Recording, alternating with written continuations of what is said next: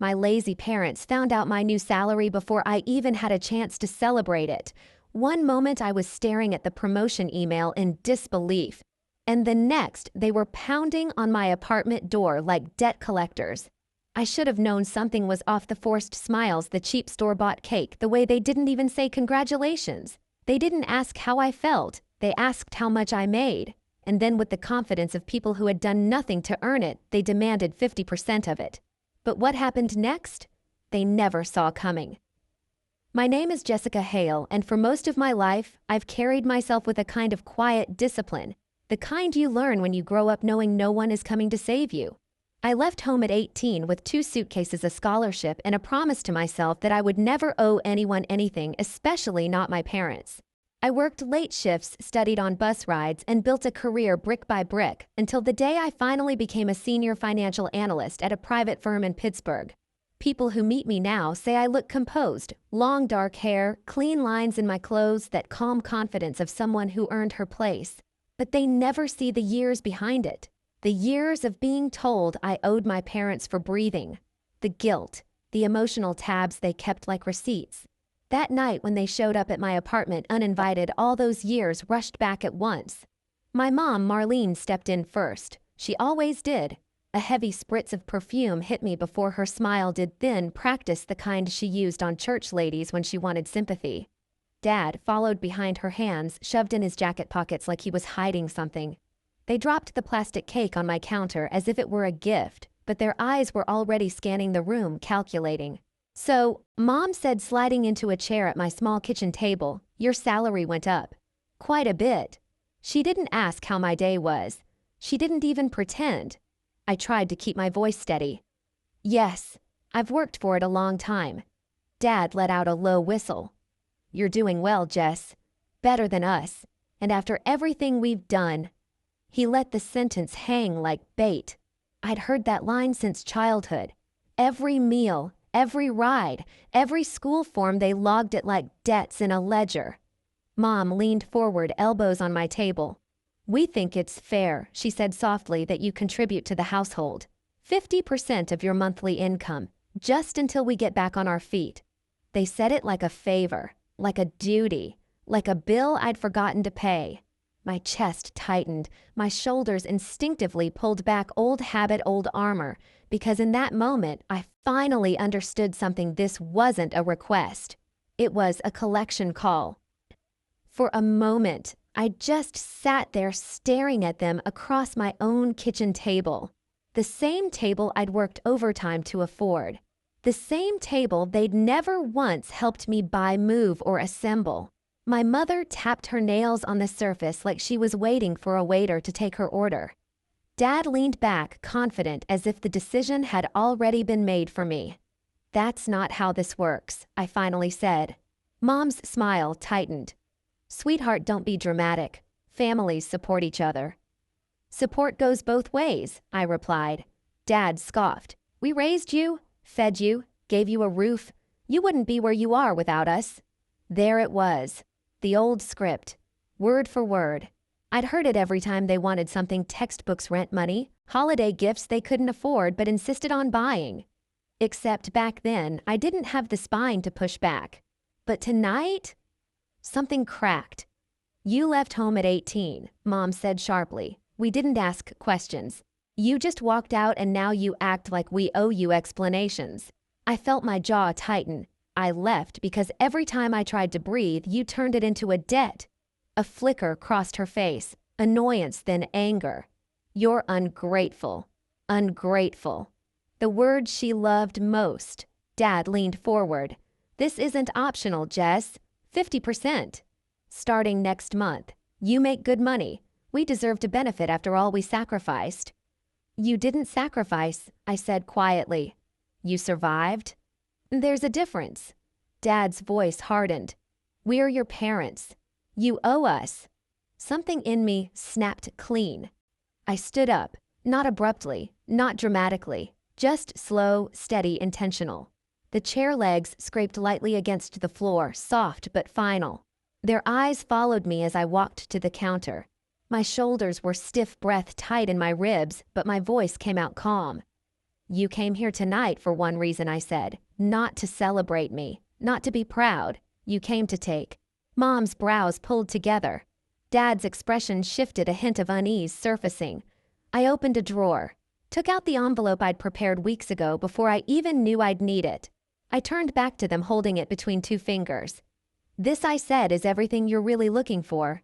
They didn't know it yet, but that moment, that was when the real story began.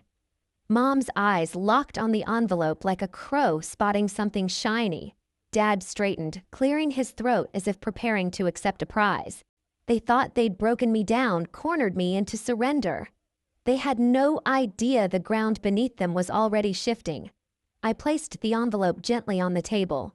Mom reached for it immediately, but I put my hand over hers lightly, firmly. Her eyes widened. Before you open it, I said, I need you to understand something. You don't get to walk into my home and demand half my life. Not anymore. Mom jerked her hand back. It's just money, Jessica. Don't be theatrical, Dad muttered. She's always been dramatic. Always thought she knew better. I ignored him, stepping back and wiping my palms on my slacks. My heart was pounding, but my voice stayed even controlled in a way that unnerved even me. Mom tugged the envelope toward her. If this is your attempt at acting tough, it's not, I said. It's clarity. Their brows creased, confused, but still smug. That confidence only people with nothing to lose tend to have. Jessica, we're your parents, Dad insisted. This attitude of yours, it's what separates you from the rest of us. You think you're above us now? I think I replied that boundaries aren't disrespect. Dad scoffed. Mom shook her head. You've been brainwashed by those career people. You forgot who raised you. I didn't argue. Arguing with them was a treadmill, constant motion, zero progress. Instead, I picked up my phone and stepped aside. Dana answered on the second ring. Everything okay? I watched my parents hover over the envelope. It's time, I said. Her tone sharpened. Then stick to the plan. Let them reveal themselves. I hung up and leaned against the counter, arms folded. The dynamic in the room shifted, subtle but decisive. Mom could sense it too. Her eyes narrowed. What plan? She demanded. You'll see, I said softly. The envelope sat between them like a quiet threat they didn't recognize yet. Mom finally tore it open. Papers slid out, crisp, notarized, unmistakable. Not money, not an apology, not surrender, just the truth. A truth they'd signed themselves into years ago. As they scanned the first page, their smirks faltered, their fingers froze, their confidence bled out in silence. And in that perfect, still moment, they finally realized this wasn't going the way they imagined. For a few seconds, the only sound in my kitchen was the hum of the refrigerator. Mom's eyes flicked across the page once, twice, then a third time, each pass draining more color from her face. Dad blinked rapidly like he couldn't get his vision to focus. Their hands, which moments earlier had reached for that envelope with so much confidence, now trembled above the table. This isn't real, Mom whispered. Oh, it's real, I said. Your signatures are at the bottom. Dad squinted at the page. We didn't sign this. We would never. You did, I replied. 3 years ago. Remember when you told me you wanted to protect my future and insisted on drawing up a declaration so I wouldn't be liable for your financial choices? This is that document. Mom searched her memory, desperate for a loophole. We didn't know what we were signing. You understood enough to push it on me, I said. You understood enough to tell people you were proud I was standing on my own 2 feet. But now that you want money, it's suddenly invalid. The silence that followed was heavy and uneven, like a table with a broken leg. Dad slammed the papers down. This doesn't mean anything. It means everything I said. Legally, financially, morally. You have no claim to my income. You never did. Mom clutched the edges of the papers as if gripping them hard enough would change the words. We didn't raise you to be this cruel, she said, voice cracking into that familiar performance. Cruel, I repeated. You demanded 50% of my salary the night I achieved something you never supported. You came into my home and treated me like a paycheck. And now you want to call me cruel, Dad? Pushed his chair back and stood pointing a shaking finger at me. Don't talk to your mother like that. I stepped closer. Then stop treating me like a wallet. For the first time in my life, he had no comeback. His mouth moved, but only air came out. Mom slammed the papers on the table. We'll take this to court, she snapped. If you think a few pieces of paper will stop us. You already did, I said. Their heads jerked up. What Dad demanded. You already filed a petition, I said calmly. A parental support petition. I received the notice 2 days ago. Mom's face went slack. Dad froze like someone had hit pause. They hadn't expected me to find out so soon. They certainly hadn't expected me to say it out loud. And before you ask, I added, yes, I saw the fake messages you submitted. The ones supposedly from me promising monthly payments. The number was 1 digit off mine. Sloppy. Mom's breath hitched. Dad took a step back. You committed fraud, I said. You took this beyond entitlement. You made it criminal. Mom reached into her purse with frantic hands. We can explain. You'll get the chance, I replied, in front of a judge. Dad's voice rose cracking. You wouldn't do that to your own parents. You already did it to your own daughter, I said quietly. All I'm doing now is defending myself. Right then, the door buzzer rang. 3 short chimes. Dad jumped. Mom gasped. I didn't move. A moment later, footsteps echoed in the hallway. 2 women walked in when I opened the door, Dana in her sharp camel coat and an officer holding a folder. Mom backed away like the walls were closing in. Evening, Dana said, calm as a surgeon. I believe we have documents for the Hales. The officer stepped forward. Marlene and Richard Hale mom shook her head violently. This is unnecessary. We can talk, Jessica, tell them it's required, the officer said. You're being served regarding fraudulent evidence submitted in a civil petition and attempts to coerce financial support under false pretenses. Dad's knees nearly buckled. You can't do this. We're family. Dana glanced at him. Family is not a shield when you break the law. Mom's voice erupted into high-pitched panic. She trapped us. She planned this. That envelope, she set us up. That envelope, Dana said, contains a notarized declaration you both willingly signed. You cannot claim ignorance now. Dad lunged forward, voice cracking. We needed that money, and she needed parents. Dana shot back. All she ever got were debt collectors. The words hit the room like a slap. Mom pressed her hands to her face, sobbing in dramatic gasps. Dad reached for a chair before his legs gave out completely. The officer handed over the documents. You'll receive your court date within the next week. When the door closed behind them, the apartment felt lighter, like someone had opened a window in a house that had been shut for years. But this wasn't the end. The courtroom was cold, the morning of the hearing too bright, too sterile. My parents sat at one table, hunched and pale. Mom had red eyes as if she'd spent hours crying. Dad stared down at his lap, jaw clenched so tight it looked painful. Dana stood beside me with calm confidence. When the judge read the list of accusations, Mom immediately burst into tears. Your Honor, we only wanted our daughter to help us. We're in such a difficult place. She abandoned us. Dana spoke up. Your Honor, if I may.